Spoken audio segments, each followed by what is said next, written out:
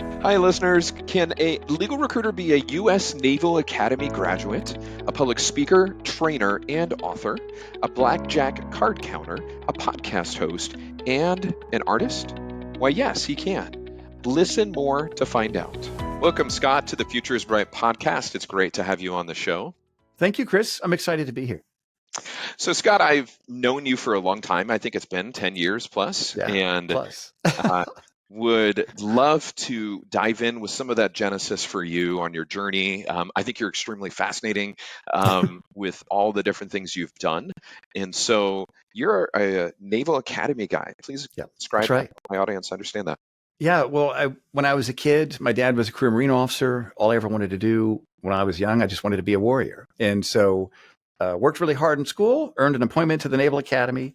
And I show up on day one and I'm surrounded by 1,500 other people that look just like Tom Selleck and are 10 times smarter than me. So I've lived with imposter syndrome my whole life. And I did that, graduated, became an officer in the Navy. I went to a ship leading sailors, and every sailor hates two things. They hate officers and they hate the Navy. And so I learned how to lead a tough bunch of people by earning respect. And I love that. So it was a really good start to a career. And the one thing I think that I learned at the academy was how to be comfortable in extremely uncomfortable and miserable situations for very long periods of time, which, as you know, applies to the legal recruiting world. I just think recruiting all over this long, uncomfortable nature. That's right. So did you want to go into recruiting after the Naval Academy, or no? I when I got out, I was unfortunately, one of the things that happened to me, I was on a shore duty tour where I got to be a leadership trainer, and so I trained literally about over 1,000 people on Deming management methods. TQM was what it was called back then. And so at the young age where you actually do know everything, which is 24, I got to be an internal organizational development consultant. So I had some real businessy type expertise going into the business world. And I started just doing sales, telecom sales. And then in 1995, the office next to mine in the building where I worked was a recruiting firm. And they said, if you do really well in recruiting, Scott, you can make over $40,000 a year. And I thought, I'm never going to have the chance to make that much money. And that's what I did, Chris, in the July of 1995. That was my birthday in the recruiting industry, before the internet.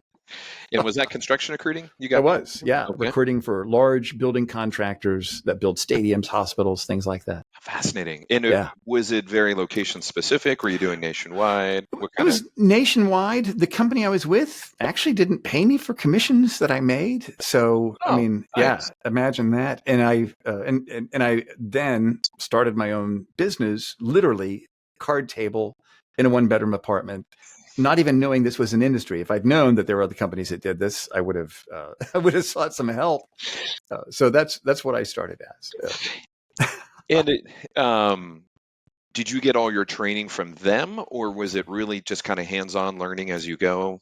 It was a little bit with them. Their manager, Jim Vockley, and he and I stay in touch to this day. He did an excellent job of teaching me certain fundamentals, but most of it was taking my lunch hour, and instead of watching Matlock reruns, I would watch Tony Byrne training tapes, VHS tapes, Steve Finkel. And I anytime I would make a placement when I started my own thing, I would say, I'm going to take 10% of my fees and invest it in coaching, seminars, books, CDs. Anytime I go, there's a motivational speaker come to town, I would go to it. Whatever they're selling, I'm buying. And so that was my whole philosophy. And I still, to this day, there is more that I don't know than what I do know. And until that changes, I'm always going to consider myself a student. How old were you when that was taking place? I was 28 when I started. Yeah, 28. Yeah. And so you were a business owner on your own at 28. Yep. Okay. Very good. And then, as I can see, you did that for 13 years. I started, in 2002. I had a really good year, even after 9/11. I did several different things differently, and I had a really good year in 2002.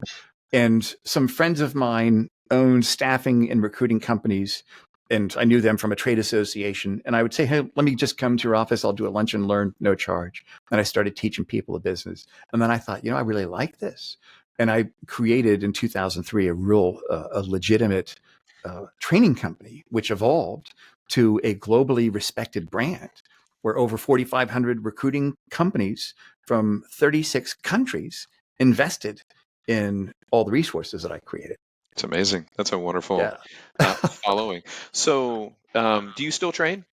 I don't do it as much. I ended up selling that business just so I could focus just on legal recruiting, Okay. because it takes so much time and effort to do one placement. And one thing that I learned was that if I put 100% into something, I'm going to get 100% return. If I put 80% into something, I'm going to get about a 20% return. Yeah. And so that's when I said I can only do one thing, and sold that training business. But now, having, I'm looking at retirement over the horizon, down the road, maybe 10 years, maybe I won't retire. But what do I want to do more of? I like talking about the business. I like teaching people. And so lately I've done a little bit of training in the recruiting industry, but a little bit more keynoting at business meetings on sales, business development, rainmaking, recruiting, things like that. And you're a podcast host, correct? Yep, that's right. Yeah. And what's your show? It's called the Rainmaking Podcast. Okay. And I started podcasting in 2009, back when people listened to podcasts, Chris, on iPods, which was how it got its name, on iPods. Dinosaur age back then. Yeah. But you're still doing it now. You're still adding episodes. We're about 180 episodes, where the whole goal is to produce content specific to just business development, call it sales, rainmaking, whatever you want to call it, and related topics. Mm-hmm. And it's been a great ride. I mean, I've learned so much. As you know, from hosting a show, you're at the front row seat of people that have a lot to share. Yeah. You talk to us about your desk. What are you working on? So what I've done recently, I brought on some people that are doing some associate searches for a few key clients of ours. And my whole focus is doing partner deals and small firm into big firm mergers. And I love the work, and I like speaking, but I love the grind of doing the work. And it is a grind. Anytime you want to do anything, it's going to be a grind. But I love the grind. I love the conversations, the meetings, the golf outings, the happy hours, the dinners, things like that. And so I'm doing partner deals up and down the East Coast, a little bit in Texas, Chicago, at the West Coast. I focus a lot within the corporate transactional space and also IP. A little bit of litigation in niche areas like government contracts. We did 2 government contracts partner searches this past August. So it's mostly there's about 24 firms that I know pretty well. There's about 5 or 6 where we are actively rolling up lists and doing searches for those firms. And those are firms that I know pretty well, that have a really good story, that have a really good recruiting team, where we can play ball. We can put deals together and everybody's happy as a result. So what led you to pivot from construction into legal? Yeah, so I had pretty much not done any recruiting for a period of time with my training business. And a lot of the people I was coaching were legal recruiters. And I saw, I may want to get back into that. I miss the hunt. I miss doing the deals. And the thing about recruiting is that you look at your placement, and it's not just the economic benefit, but you feel like you've done something significant. There's a sense of completion. I remember when my son was little, I asked his pediatric dentist, a lady, I said, what is it that you like about dentistry? And she said, I thought about becoming an MD, but with a dentist, I have completion every day and I get to see my product. And that's how I feel with recruiting compared to other things that I've done before, where this has a finite end.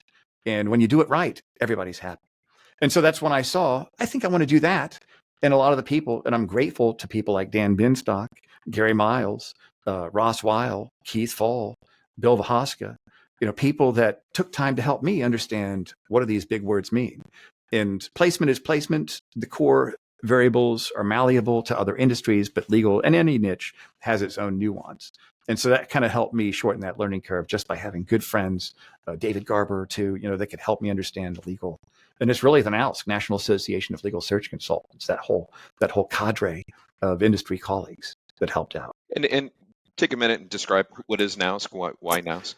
It's a trade association for people that do what we do, that do legal recruiting. Which means that we have really good parties and everybody's a lot of fun. There's also it is a professional national trade association with a code of ethics. We have conferences. And what's really interesting is that within our trade association, our clients come to our conferences, which helps to build relationships and get deals unstuck, which, as you know, takes a lot of personal finessing a lot of times. Yeah, it does.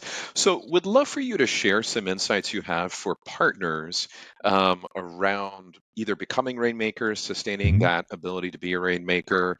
Um, what are some of those secrets? Sure. And this is one overarching theme I've learned from interviewing all the people on the Rainmaking podcast.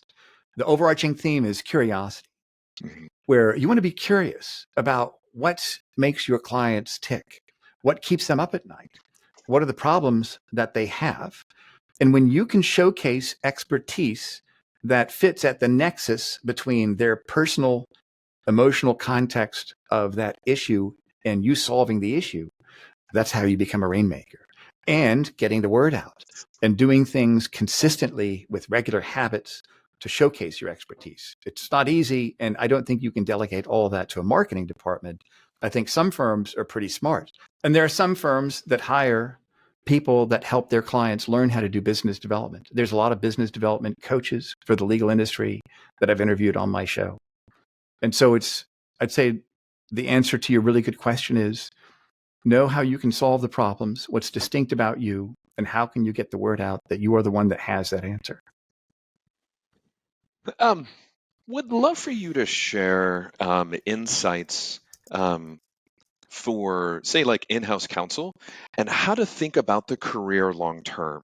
So I know you're not actively recruiting for in-house counsel, but you have uh, some superpowers around sales. And I think sales is really important when framed correctly about someone's career.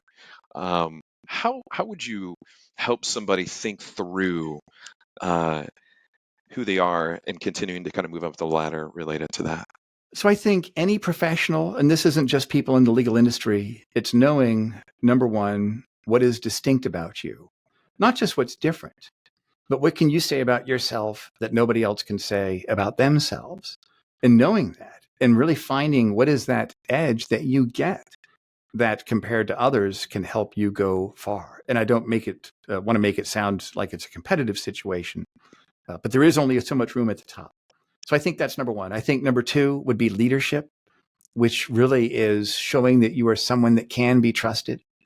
And this is something that when I speak at conferences about leadership, I say that everybody that you are interacting with is looking at you and they're making a decision on how much effort they want to put into accomplishing that mission. And when you give them a directive, there's a sliding scale. I'm going to do the minimum. I'm going to hit at it with the stick. On a 1 to 10, that's a 1. But what you want is to be the kind of leader so that people choose to give you a 10. I'm going to do it, not just because I like you. That doesn't matter, but because I respect you and I trust you. And so I would say those two things. Number one, what's distinct about you and growing the competence of that. Number two, build leadership skills. And the neat thing about leadership, Chris, as you know, is that it's something that can be taught, something that can be learned. Yeah. You mentioned trust, Scott, and I think that's a marquee for you in helping others see that. How does one build trust? It's number one, by starting with a core value system. Okay. Where think of it like this.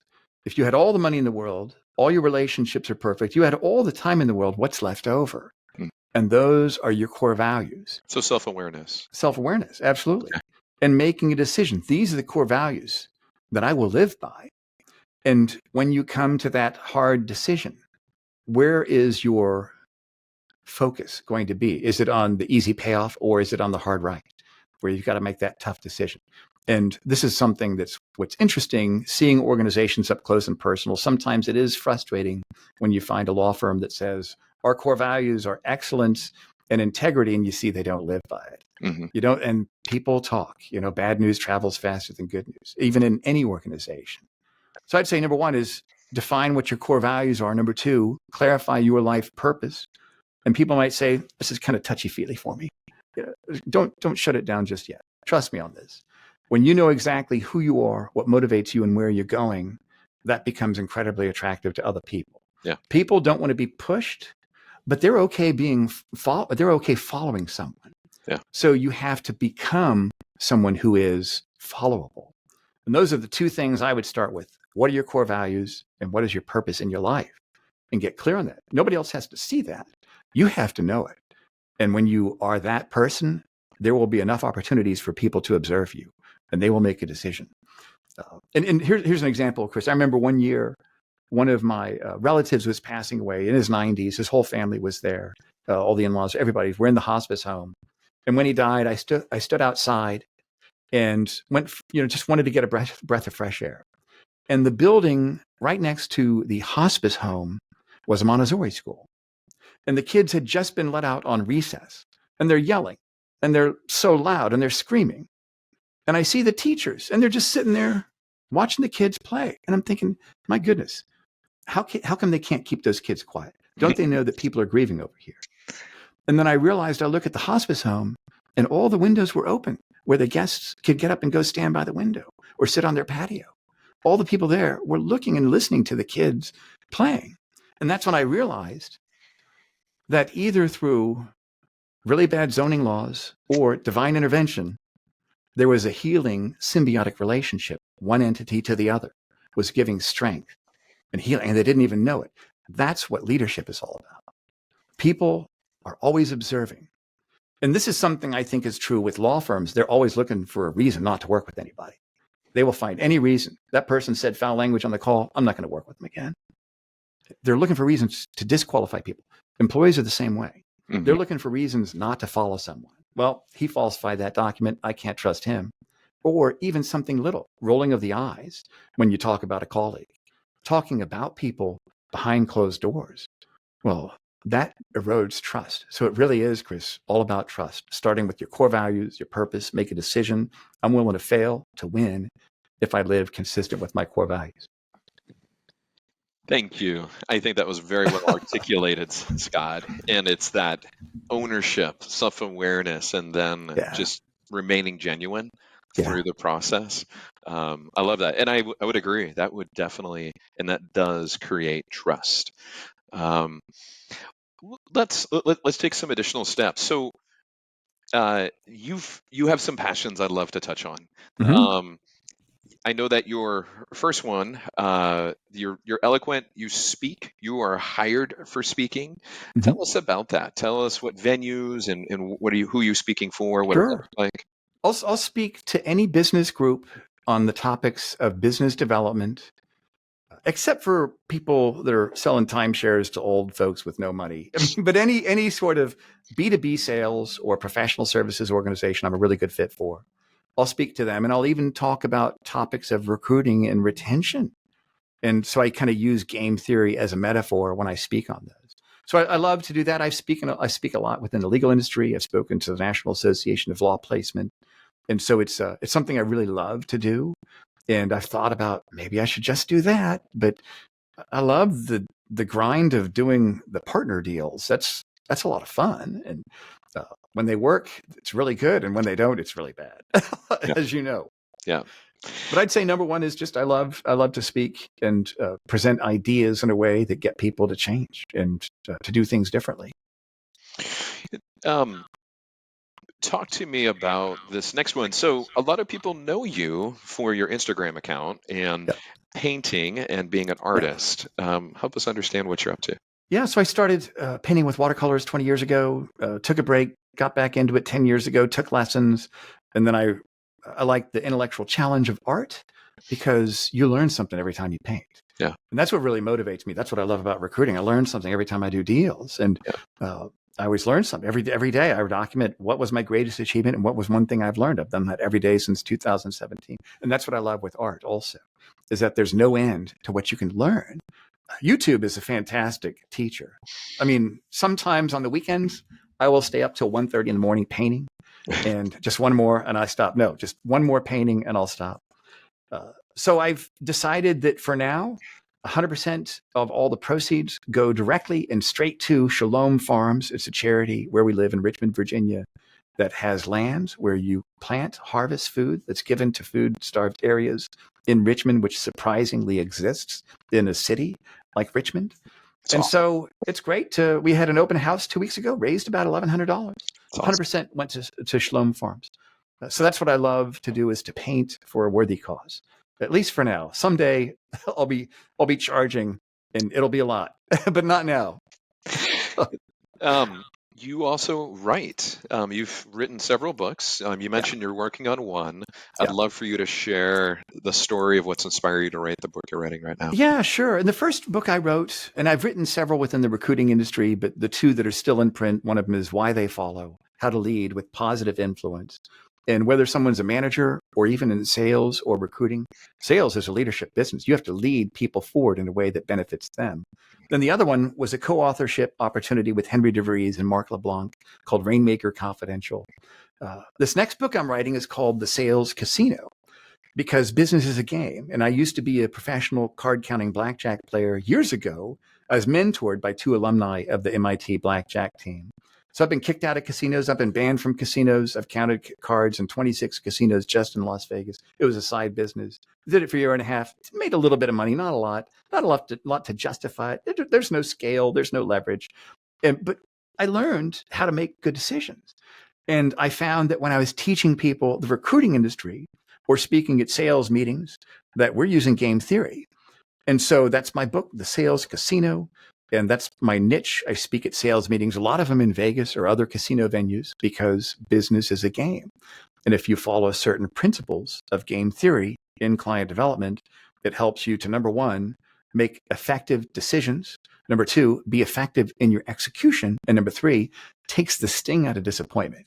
And in business development, disappointment every day. Yeah, That's 80% of it, right? that's part of the game. Everybody, if Part of the everybody game. said yes, we wouldn't be, That's right. doing what we're doing. Um, so would love for you to share some advice for Mhm. law firms as they are trying to stem off attrition and or kind of meet their strategic goals. Like, what Mhm. have you seen that works and doesn't work with law firms trying to hire the talent that they need? Yeah, that's a good question. And I would start with this answer. Why do people leave firms? And I know you interviewed Dan Binstock on that. Dan's super smart. I like to keep things a little bit more simple because I'm at a C spot run level in a lot of things. But I look at it this way. There's two main reasons why a partner will leave a firm, either because of leadership issues or strategy issues. And everything fits in one of those two buckets. Let's just look at the leadership issues. If that's the reason why so many people leave, why not invest time in hiring leadership coaches to coach every single partner, equity or non-equity, in your firm for an hour a month? Why not hire a management consultant that understands leadership development to come in, create cohort groups among your peers, have them sign a non-disclosure agreement so they can share information about clients and things like that? If you did that, you would solve half the reasons why people leave firms. And What you is and I this? know, Is this heresy, Chris? What do you think? well, you and I both know that um, many partners don't want to grow, Yeah. that they're in a place and it's such a fragile environment of democracy that holds these organizations Mm-hmm. together with Oh yeah. economic mutual interests. Yep. But what you're suggesting is personal growth. Yeah. And that I don't, I mean, I think most of humanity resists it, and the few that really want to chase it to be better humans and better leaders. Oh, Yeah. yeah. And I think there's two challenges. Number one, the proper client facing persona of an effective attorney is this: I have the answers. Yeah. And that is how they have to be with their clients. The problem is that that persona permeates other areas of their business and professional life. We know all of your children are beautiful and you're the smartest people in your school, but you don't know everything. And when an attorney is self aware, and I've met many that are self aware that truly get that in a leadership role, it's just beautiful to see that. When they understand that, now they can really grow. Yeah.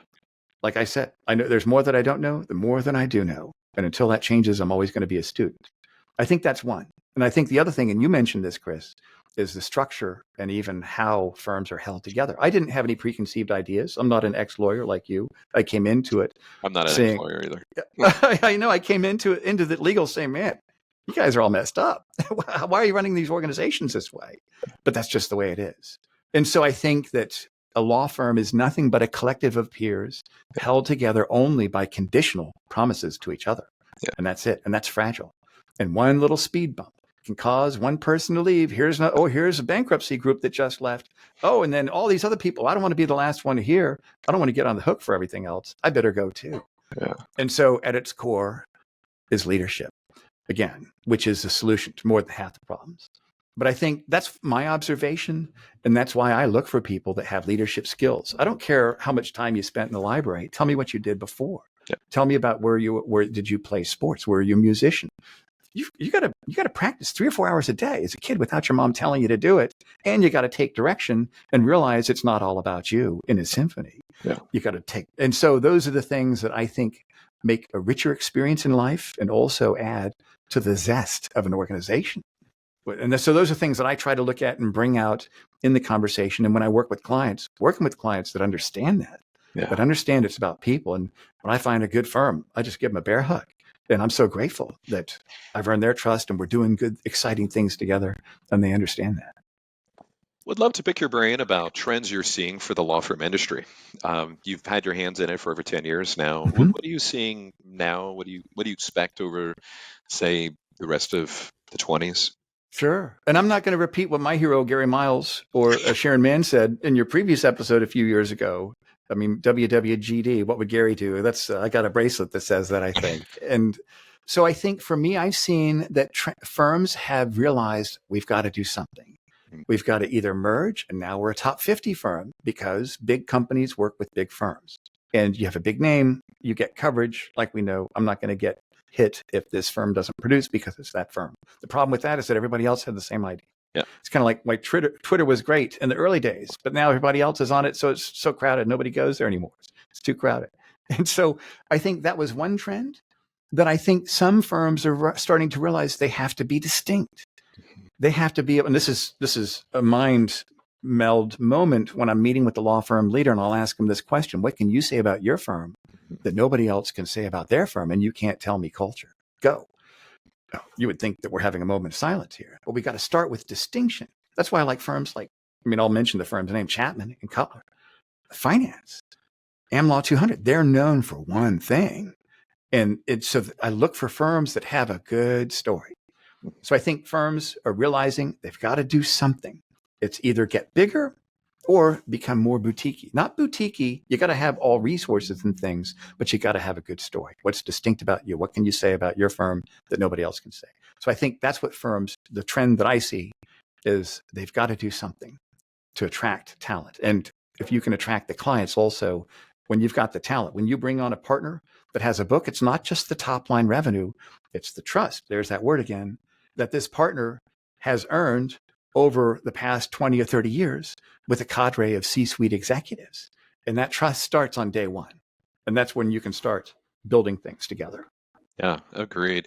Scott, thank you so much. How can people find you, contact you, follow you on social media? I think the easiest is go to therainmakingpodcast.com. Okay. And that leads me because I do my core business. I do legal search. I also like to speak at conferences. Both of those links are on that, but that will lead them to the show and also ways to reach me. So that's probably the best link to give people, therainmakingpodcast.com. Very good. Scott, it's been an honor and pleasure. I'm so glad we could make time for this story. Thank you, Chris. Thank you very much.